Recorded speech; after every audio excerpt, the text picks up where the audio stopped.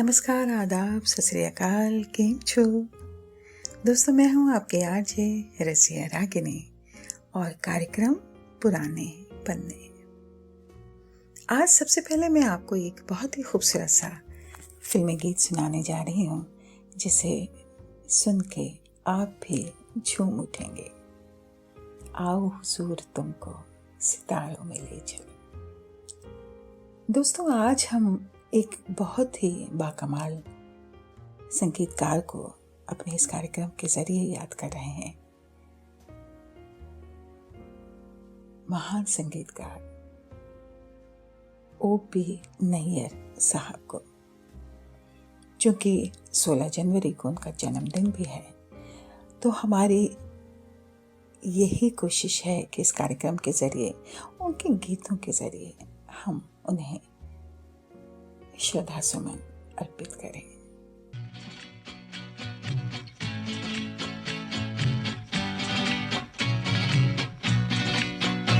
आओ हुजूर तुमको सितारों में ले चलूं, दिल झूम जाए ऐसी बहारों में ले चलूं।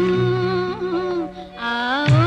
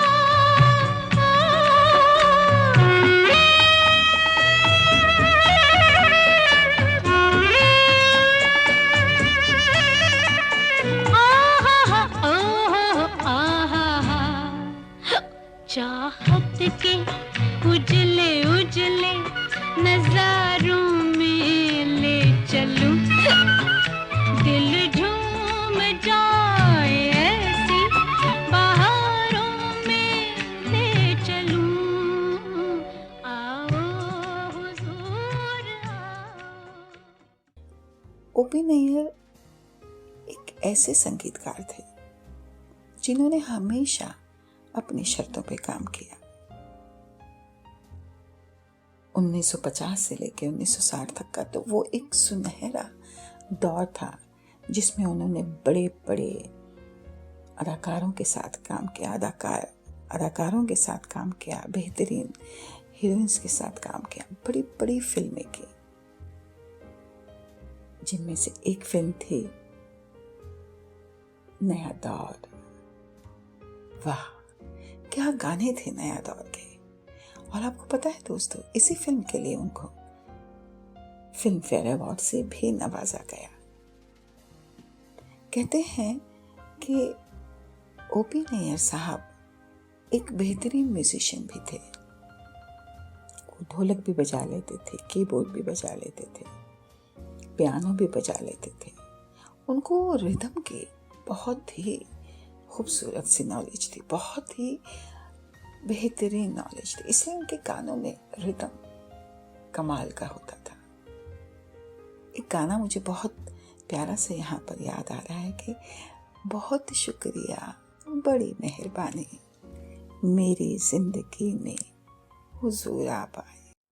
कदम चूम लूं या के आंखें बिछा दूं, करूं क्या ये मेरी समझ में ना आए, बहुत शुक्रिया।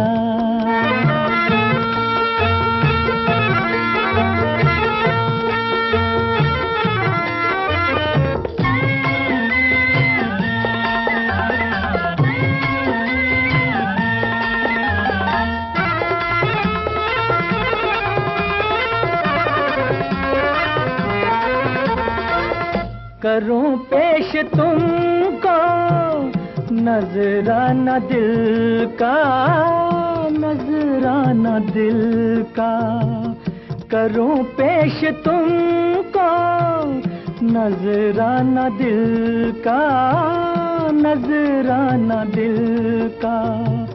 कि बन जाए कोई अफसाना दिल का। खुदा जाने ऐसी सुहानी घड़ी फिर, खुदा जाने ऐसी सुहानी घड़ी फिर मेरी जिंदगी में पलट के ना आए, बहुत शुक्रिया, बड़ी मेहरबानी। मेरी जिंदगी में हुजूर आप आए, बहुत शुक्रिया। ओपी नैयर साहब का पूरा नाम ओमकार प्रसाद नैयर था। संगीत का उनके घराने में कहीं दूर तक भी ताल्लुक नहीं था, लेकिन आपको संगीत का बहुत शौक था। और जब घर वालों को पता चली ये बात तो भाई बहुत गुस्सा आया, क्योंकि उस जमाने में संगीत को अच्छी नज़र से नहीं देखा जाता था। यहाँ तक कि फिल्मों में काम करने के बारे में तो सोचा भी नहीं जाता। और बस घर वालों ने ऑप्शंस दे दिए कि या तो संगीत करो या फिर घर छोड़ दो। ओपी नैयर जिद के बहुत पक्के थे। उन्होंने घर छोड़ दिया और बतौर संगीतकार अपना करियर शुरू किया आकाशवाणी के एक चैनल के थ्रू, जिसमें उन्होंने एज अ संगीतकार शुरुआत की। लेके पहला पहला प्यार,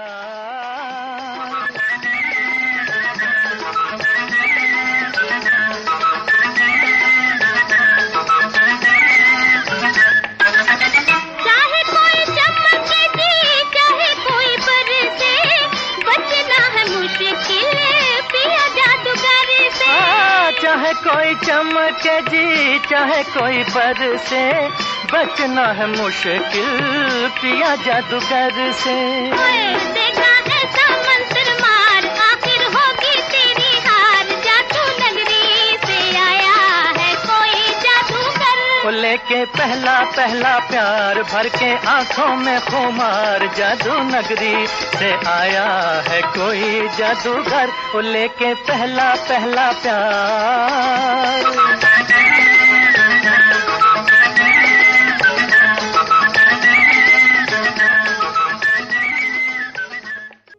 ओपी नैयर साहब के बारे में ये कहा जाता है कि वो बहुत जिद्दी थे।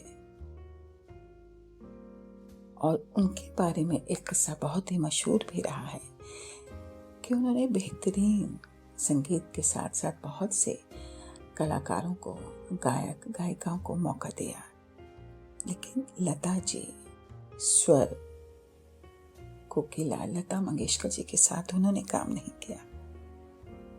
ये कहा जाता है कि वो अपनी जिद के बहुत पक्के थे। और पता नहीं किस बात पर, ये भी कहीं हमने पढ़ा है कि एक फिल्म बन रही थी आसमान, जिसकी सहनायिका के लिए उनको लता मंगेशकर की आवाज़ चाहिए थी, लेकिन लता मंगेशकर जी उस वक्त में टॉप की सिंगर थी, बड़ी बड़ी हीरोइनों के लिए गाती थी। उन्हें सहनायिका के लिए गाना पसंद नहीं आया। बस यहीं से कहते हैं कि उन्होंने ओपी नैयर साहब ने भी प्रण कर लिया कि वो जिंदगी में लता जी के साथ काम नहीं करेंगे। दोस्तों, उनके गानों में एक अजीब सा नशा होता था। उन्होंने लता जी के साथ काम नहीं किया, लेकिन उनकी बहन आशा भोसले के साथ उनकी कमाल की जोड़ी थी। बेहतरीन गाने उन्होंने उनके साथ कंपोज किए और आशा जी ने भी बहुत आसान तरीके से उनके मुश्किल से मुश्किल गानों को गाया और उनकी जोड़ी फिल्म इंडस्ट्री की एक मानी हुई जोड़ी संगीतकार और गायिका की बन गई। मैं यहाँ पर एक गाना बहुत ही खूबसूरत सा पेश करने जा रही हूँ। ये चांद सा रोशन चेहरा, जुल्फों का रंग घनेरा।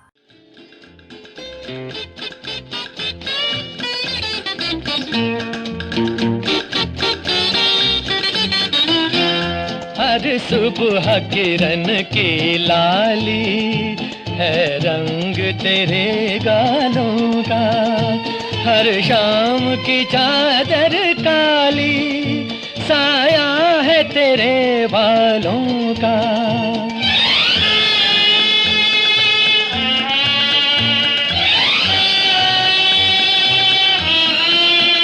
हर सुबह किरण की लाली है रंग तेरे गालों का, हर शाम की चादर काली साया है तेरे बालों का, साया है तेरे बालों का। तू बल खाती एक नदिया, हर मौज तेरी अंगड़ाई, जो इन मौजों में डूबा उसने ही दुनिया पाई। तारीफ करूं क्या उसकी जिसने तुम्हें बनाया, ये चांद सा रोशन चेहरा, जुल्फों का रंग सुनहरा, ये झील सी नीली आंखें, कोई राज है इनमें गहरा। तारीफ करूं क्या उसकी जिसने तुम्हें बनाया। ओपी नैयर साहब एक हंसमुख चेहरा हमेशा उनका रहता था। उन्होंने उम्र के आखिरी पड़ाव तक भी काम किया। कई रियलिटी शोज में वो एज अ जज बनकर आए, as a guest of honour बनकर आए, और उनका वो सफ़ेद लिबास, उनकी वो टोपी, वो उनका एक बड़ा बांका सा अंदाज होता था जो उनके गानों में भी छलकता था। उन्होंने बेहतरीन गाने बेहतरीन गायकों के साथ के गाए। मोहम्मद रफ़ी, आशा भोसले, शमशाद बेगम, गीता दत्त, महेंद्र कपूर, किशोर कुमार। बाद में उन्होंने बहुत सी फिल्मों के लिए दिलराज कौर, अलका याग्निक वगैरह के साथ भी काम किया। वो जब तक रहे बहुत एक्टिव रहे, और लास्ट में तो उन्होंने सलमान खान के लिए भी, उनकी फिल्म के लिए भी म्यूजिक दिया। 92-94 में उनकी फिल्म जिद, निश्चय, ऐसे कुछ फिल्में रहीं जिनमें सलमान खान हीरो थे, और उस फिल्म के लिए भी उन्होंने म्यूजिक दिया। कहने का मतलब ये है कि संगीत एक ऐसी चीज है कि आदमी को हमेशा जवान रखती है, आदमी को हमेशा जद्दोजहद करने के लिए, हमेशा उसको अच्छा काम करने के लिए उकसाती है। संगीत एक ऐसा जरिया है जिसके जरिए आप अपने हुनर को, अपने शख्सियत को, अपनी काबिलियत को एक नया रूप देते हैं, एक नया आयाम देते हैं। मोहब्बत जो करते हैं वो मोहब्बत जताते नहीं, धड़कने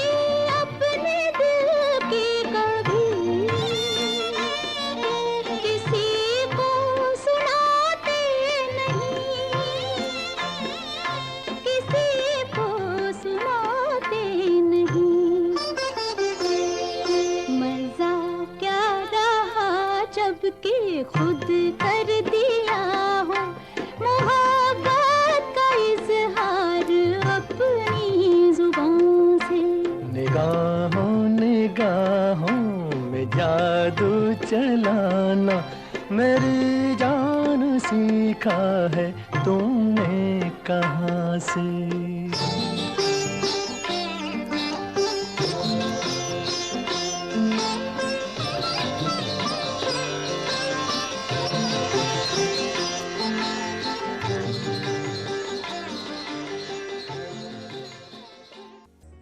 इस गाने में शर्मिला टैगोर थी और शम्मी कपूर जी थे, और दोनों ही उस वक्त में बड़े नौजवान हीरो हीरोइन थे और बड़े खूबसूरत से गाना बहुत खूबसूरती से पिक्चराइज किया कश्मीर की वादियों में। और उसमें जो शोखी थी आशा जी की, मुझे लगता है कि जब सिंगर इतना शोक गाता है, इतना एक्सप्रेसिव होता है, तो जो एक्टिंग करने वाले होते हैं उनको ज़्यादा मेहनत नहीं करनी पड़ती है। और वही बात इस गाने के ज़रिए शर्मिला जी की एक्टिंग में भी दिखाई दी। एक तो शर्मिला टैगोर जी हैं ही खूबसूरत, ऊपर से जब ये गाना उन पर पिक्चराइज हुआ इशारों इशारों में दिल देने वाले, तो उस गाने का जो कॉम्बिनेशन था, वो जो रूह थी उस गाने की, वो दोबाला हो गई। वो इतना खूबसूरत गाना बना कि वो गाना सुनते हैं तो एक अलग ही दुनिया में चले जाते हैं। वो एक ऐसी दुनिया जहाँ सिर्फ और सिर्फ आप नज़रों से बात करते हैं, मोहब्बत की नज़र, जिसके इशारों को आप बहुत प्यार से समझ लेते हैं। उसे बोलने की ज़रूरत नहीं लगती, लफ्ज़ों की ज़रूरत नहीं होती, बस इशारे ही काफ़ी होते हैं। ओ.पी. नैयर साहब के बारे में ये कहा जाता है कि वो अपने दौर के इतने बड़े म्यूज़िक डायरेक्टर थे कि अपनी शर्तों पे काम करते थे। यहाँ तक कि ये भी कहा जाता है कि उन्होंने अपने ज़माने में 1 लाख रुपया तक लिया है संगीत निर्देशन का, जो ज़माने में बहुत बड़ी बात कही जाती थी। लेकिन चूंकि हर एक फिल्म को हिट कराने की गारंटी होती थी उनका म्यूज़िक, इसलिए हर डायरेक्टर प्रोड्यूसर उनके साथ काम करना चाहता था। उनको किंग ऑफ रिदम भी कहा जाता है, क्योंकि उनके गानों में रिदम जोर शोर से होता था।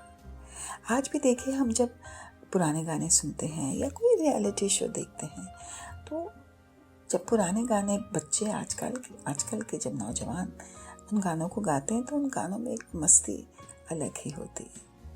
और छोटे बच्चे भी, 5 साल 7 साल 9 साल के बच्चे भी उन गानों को इतना एंजॉय करके गाते हैं कि उनकी मस्ती देखते ही बनती है। ओ.पी. नैयर साहब ने तकरीबन सारे ही लिरिक्स राइटर्स के साथ काम किया, जिनमें जानिसार अख्तर, साहिल लुधियानवी,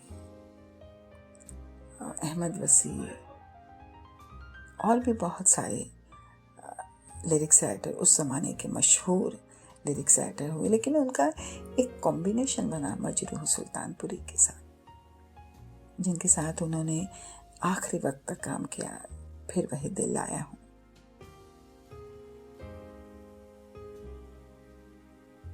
और उसके गाने बेइंतहा मकबूल हुए। हमदम मेरे मान भी जाओ, लाखों हैं यहाँ दिल वाले, और भी ना जाने कितने गाने। जरा हौले हौले चलो मोरे साजना, दिल की आवाज भी सुन, आइए मेहरबान। और मधुबाला जी जैसी शोख हीरोइन के लिए भी उन्होंने हावड़ा ब्रिज में एक बड़ा ही खूबसूरत सा गाना दिया, आइए मेहरबान, बैठिए जाने जा।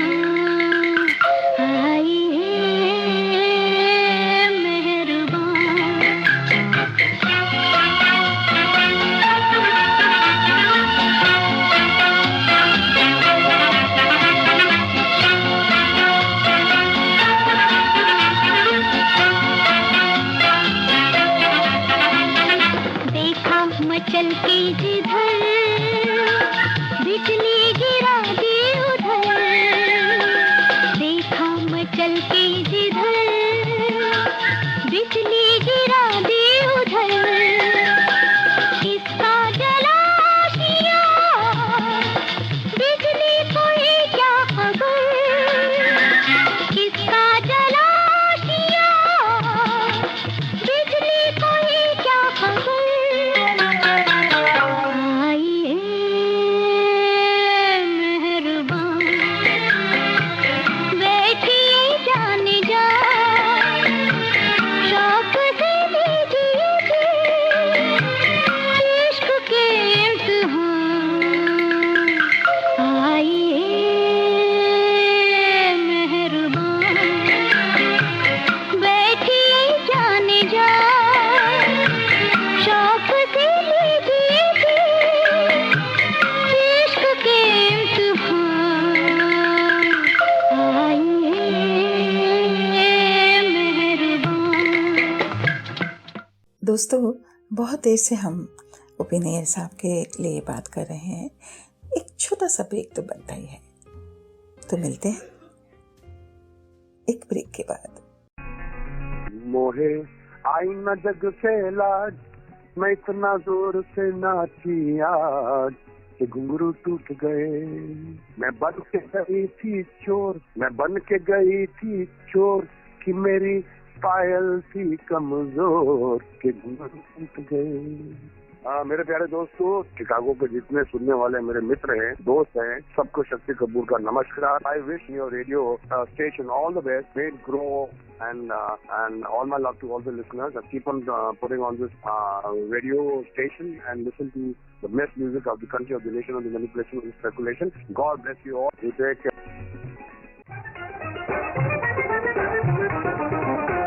सुनतानी जी, का करतानी? सुनाई नहीं खे देत? रउआ का करतानी घर में? ई मरद से त एकदम में दुखी हो गइल बनी हम। का जाने का तक कान में लगा के दिन भर सुनत रहलन। हे भगवान, का जाने ई हमर मेहरारू कहिया सुधरी। जब देखो तब बड़बड़ बड़बड़, हमेशा राशन पानी लेके कपार पर चढ़ चले, कुछो नहीं की करत हो। का कहनी हो? अरे कुछो ना कहनी हो, आई लव यू कहनी हो, तारा के सुनाई देहल हो। हम सब जनतानी रउआ हमरा के का कहनी हो। एहिजा बैठ के रउआ का करतानी? अरे हम लिट्टी चोखा न सुनतानी। हद बुड़बक बनी जी, लिट्टी चोखा त खाइल जाला, सुनल थोड़ी जाला। तारा कुछ पता बा? ई ह रेडियो हिंदी शिकागो के नंबर 1 रेडियो चैनल, एकमात्र रेडियो चैनल जे भोजपुरी में कार्यक्रम प्रस्तुत करेला।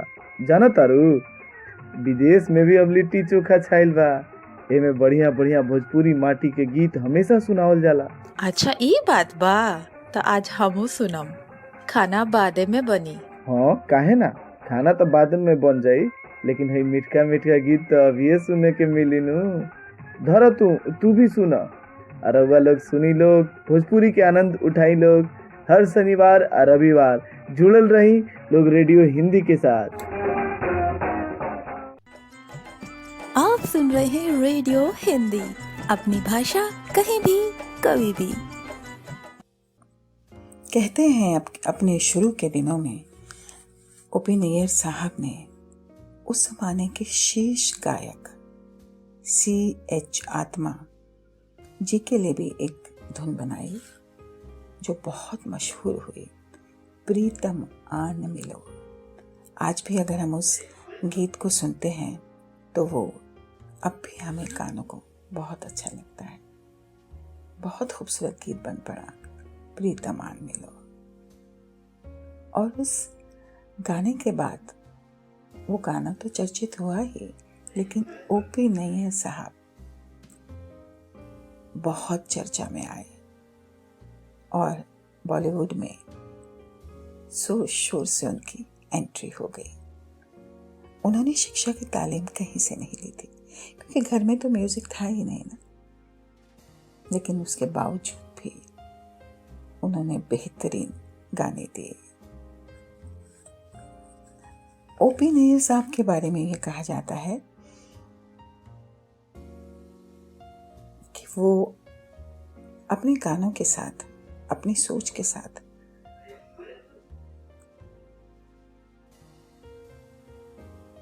अपनी सोच के साथ, अपने गानों के साथ वो किसी किस्म का वो नहीं करते थे।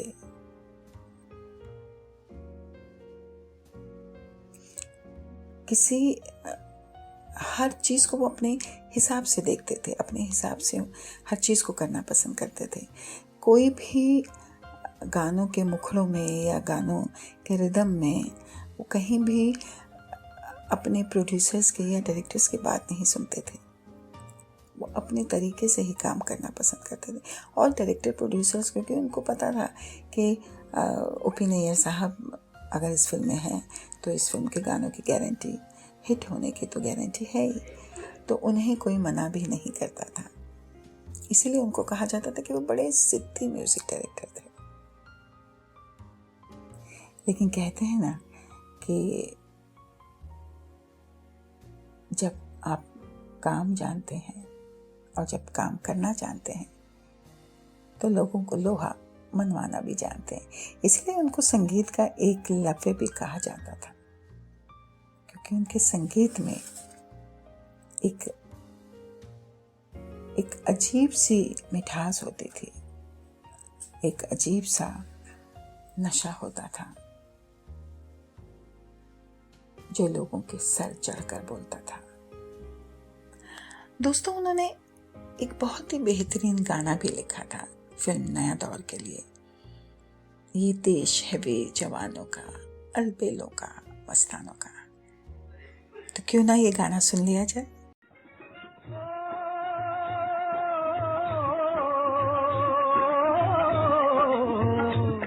पेड़ों पे बहारे, झूलों की राहों में कतारे, फूलों की यहाँ हंसता है सावन।